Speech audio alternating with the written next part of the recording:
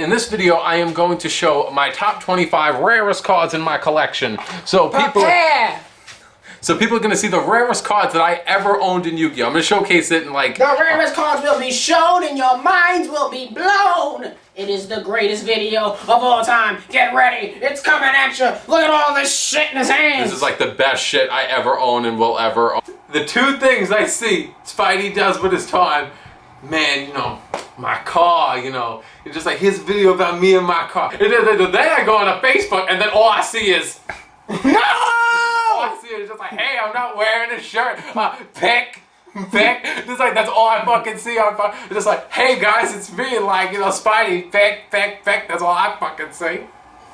You're done. Oh yeah, you're like, oh, you don't like it, huh? You don't like seeing somebody else like with their like fucking bare-ass chest out, huh? How do you think I feel? Are you done yet? First of all, you need to stop. You need to get your priorities in check. See this? Welcome to Extremely Rare Cards Edition, where flashy things will be shown and your minds will be blown. Kisame, take it away. My number 25 is, back in the day I used to collect Yugioh cards, and this is probably one of the rarest Yugioh cards I have to date. It's a PG Yugioh head. It's ironic because back in the day I was never able to complete the set, but I remembered I picked this head up like a while ago. This head goes anywhere from the price range of $20 to $25. I'm going to just point this out. I might be inaccurate with some of the prices, but that's only due to the fact that they just like fluctuate all the time. So it's like something might be rare right now, but may not be rare later on. But this is my number 25, my Yugioh head from the PG set. So my number 24 is my GB1 Slifer the Sky Dragon. I honestly never thought that this card was really worth much, but apparently it was. It's the ultra rare of Slifer the Sky Dragon from back in the day. Oh wow, that's worth money? Yeah, it's like, from when I checked, it was like anywhere from 20 to 30. Number 23 is my Bandai Media Black Dragon. I remember that. Artwork. Huh? Nice artwork. Well, I mean, I like the artwork on Media Black Dragon, that one, the Bandai version. Because it does look nice. I mean, he goes anywhere from my knowledge, he goes from the price range of $25 to $30. And he rakes in as my number 23 rarest card. So he's just $25, $30. Remember, people, Twist is 25, and he's only at like worth $25. Imagine what those most rarest cards must be worth. My number 22 is my DT M7. Honestly, like right when the Constellas came out, I pretty much got all my Constella cards as DT because I feel like that's where the universe, you know, where they're from. However, M7 has always left his mark as being a very expensive card. So my DT M7 would most likely pretty much be like my number 22 of my rarest cards. And how much is it worth again? My M7 is worth anywhere really from the price range of $27 to $30. But like I said, all these cards can fluctuate based off, especially the ones like M7 that could actually be used in today's metagame. My number 21 is, I have two of them. It is my two Ultimate Treeborn Frogs. I remember when you were going crazy for these frogs. Remember, I always liked frogs. I always liked them. Last year, when we made Destiny 2 years ago, and he was going crazy to get these cards, like for the decks, he was like, "Oh yeah, just use a regular fucking Treeborn." I was like, "No, Evan, we can't make this video until I get these two OT rares. So I have to get them." It's funny because back in the day, I didn't have eBay or shit. No, it was basically like, "Hey, get these through like regular trading means," and it's like the main reason why these are so expensive is because I don't know if you can see them, but they are first edition. Yeah, both of them. First edition, ultimate rare.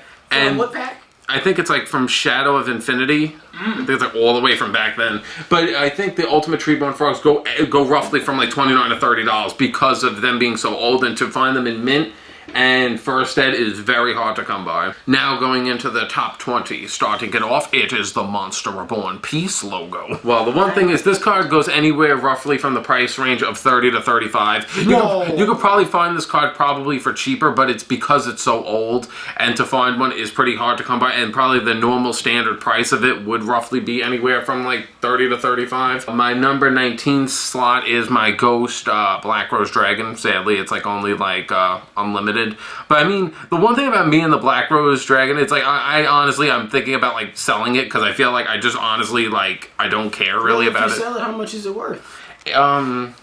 roughly, the Black Rose Dragon, like, roughly goes somewhere through, like, from $35 to, like, $40. It goes for more if mine would have been first ed. It goes, like, for, like, an extra 30 or, like, 35 extra if it's first ed, because they're, like, much more rare to come by.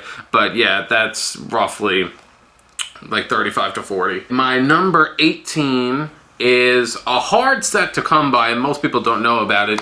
It is the 4-body connection of the Blue Eyes, like, Wicked Chain version, where it all turns into, like, one card like this. I'm just Blue like... Eyes Ultimate Dragon? Mm-hmm. It was basically the Bandai version of the Blue Eyes Ultimate Dragon. And it's very kind of hard to come by, because it's like, remember, it's like 4 cards in one. 4 cards to make one big card. Yeah, just like one gigantic card. Blue Eyes, like, all over the face. Like, you know, it's like, that's his top part. And then you see the bottom part. God, they got his dick in there? No, that's what the Wicked Chains is. Ew! Dick! The Wicked Dick. The Wicked Penis! And this set normally goes anywhere really from the price range of $40 to $45. Why do you feel like you're better than everybody else? You know how much I sacrificed? My number 17 is my Bandai Red Eyes Black Dragon. This is like the first card in the acrylic cases.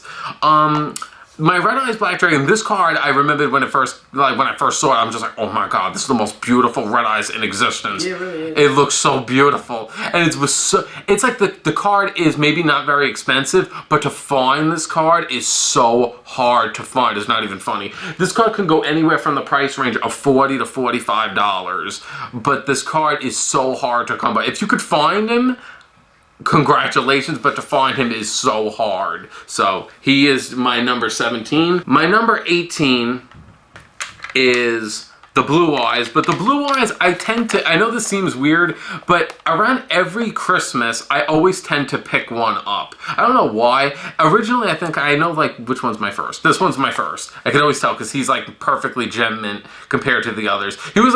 This card was the first, like, rare card I ever went after on eBay. So it was, like, the first card that I actually got me on eBay. So he's, like, the gateway drug of, like, me getting on eBay and getting shit. So if you ever want to get addicted to buying rare cards, you know where to start, people. Stop buying Bandai Blue Eyes.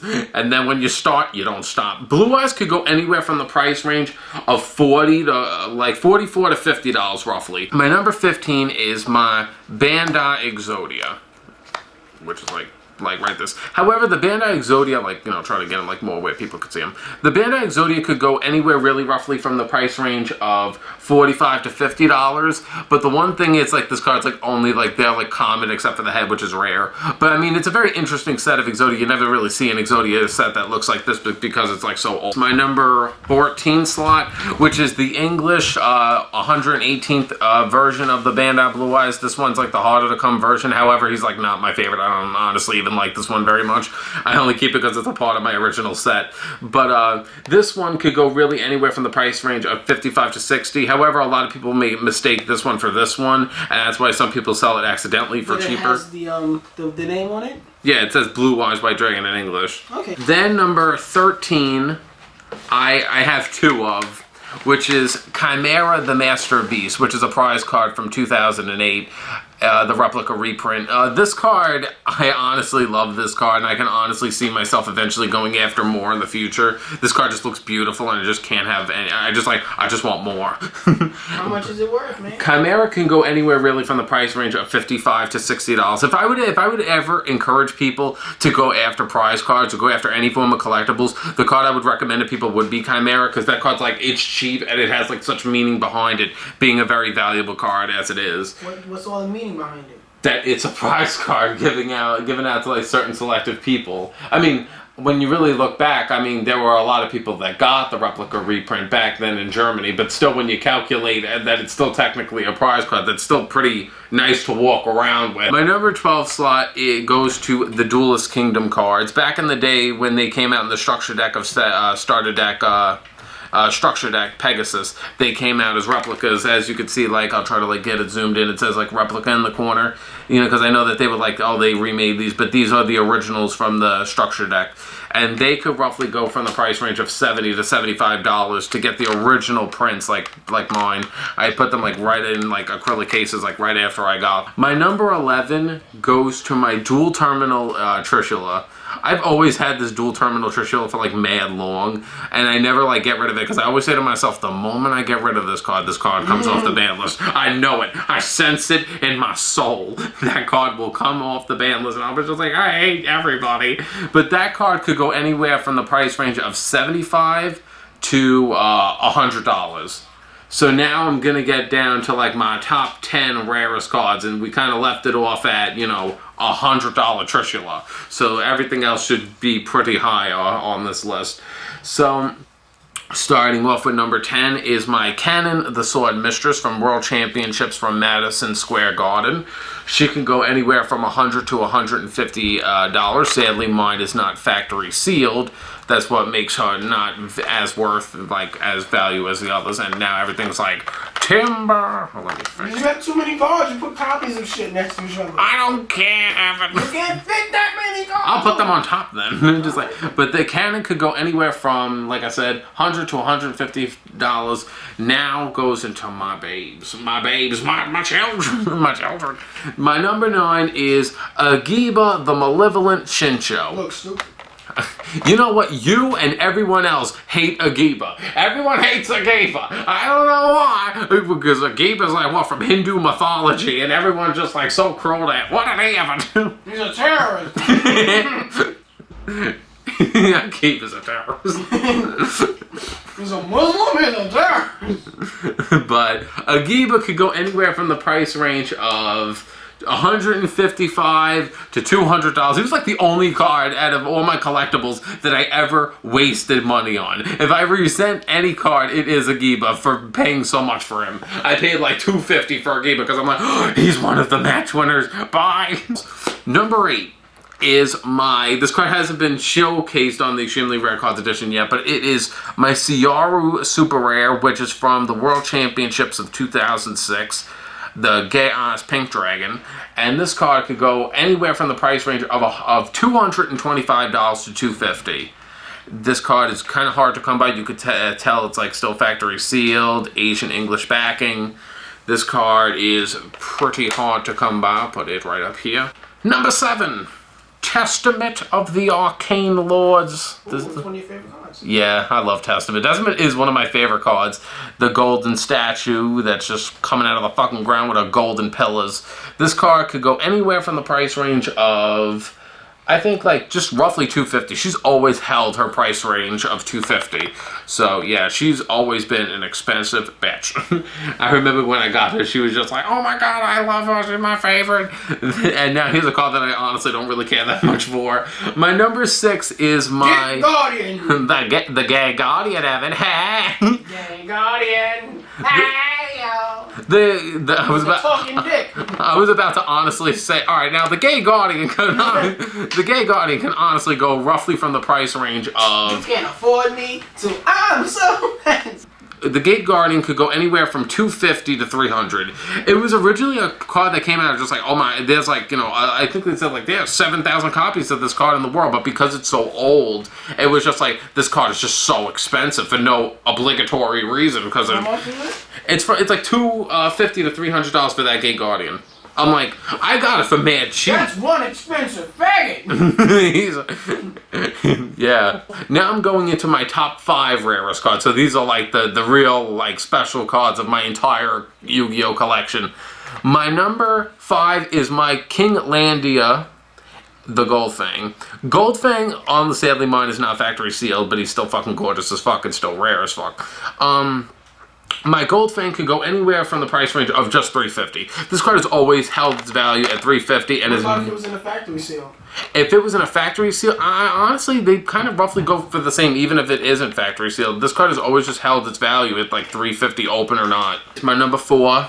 A lot of people actually forget that I actually own this card, but my number 4 is my Super Rare Blood Memphis from YCS. This is my number 4 rarest card. It's my favorite card in the YCS prize cards that have ever been given away, because I feel like fuck heavy industry, fuck Giant Hand, they're just fucking wheels and hands. The wheels on the bus go round and round. But I got like, but Blood Memphis is just like, he's like a singular entity. He at least looks cool. That's what makes me like Blood Memphis a lot. And it's funny because I just honestly just don't talk about Blood Memphis much. It goes down to the number 3, the 3 countdown, the number 3. The top 3 rarest cards, your minds will be blown from the extremely rare cards that are being shown. The number 3 is Tia, the Vanquishing Warlord. Yet again, not sealed, but who the fuck cares? This card could go anywhere. Oh wait, I didn't say how much Blood Memphis goes for. Blood Memphis could go anywhere really from the price range of $350 to $400. Blood Memphis has always been a very expensive card. Tier could go anywhere from the price range of $600. This card has always held this value at $600. The Fairy Beautiful Match Winner. This card is given out in 2009. I think about only 150 cards of this exist in the world. That's why he's so valuable. A lot of these prize cards, the main reason why they're so expensive is because they're a limited print. Not many people own them, and the few people like myself that own them are hardcore collectors. And that's why this card is like very rare, because you don't see them nowadays. So that card is my number 3 slot, being a card that's worth $600. My number 2 is my Legendary Dragon of White English replica match winner version. He could go anywhere from the price range of $650 to $900. So he is like one of the rarest Blue Eyes related cards you will ever come across in your entire life, especially the English version that you could read. This card is very rare. It was last year's prize card of 2013, and it holds the spot as my number 2 rarest card. So out of all my cards, so far this is all the rare cards I own. And now to show my final rarest card. And for people that know this channel and seen me show this card once before, this is my rarest card.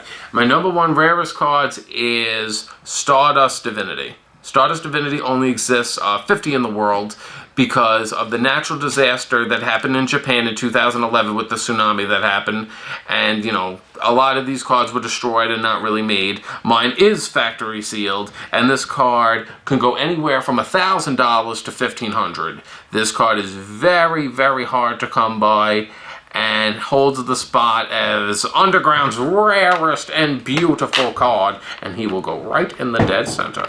So this is my rarest set of Yu-Gi-Oh cards I've ever accumulated. It's not like I have any other hidden cards like, man, these are just side this is everything I have that is nice. So far, I mean, I wanted to make this video to document what I have now, so later on, you know, when I get rarer cards, I could just update and be like, yeah, you know, I remember, you know, these, and now look what I have now. So I wanted to, like, I might make updates of this like every year. Okay, so that's it. You saw basically like all the rarest shit I fucking own. Pick your brains up off the floor, because your mind's been blown. You know, there are going to be a handful of people that are going to be like, I don't even know half the shit he's showing. There are going to be some people, I don't even know half the shit. Some people are going to be like, not impressed. Like this video, 400 likes. Yeah, and I'll show and look forward to seeing more Extremely Rare Cards editions coming up within the week. So if you want to see my collection keep building and being like brought back up higher and higher. Each little card that gets added to the collection, we make little videos for that. So don't forget to like it. Don't forget to subscribe to the channel, personal channels, Facebook page, all in the description below. And comment down below what you think of that. What you think? What you think? So leave a comment below. Pretty good.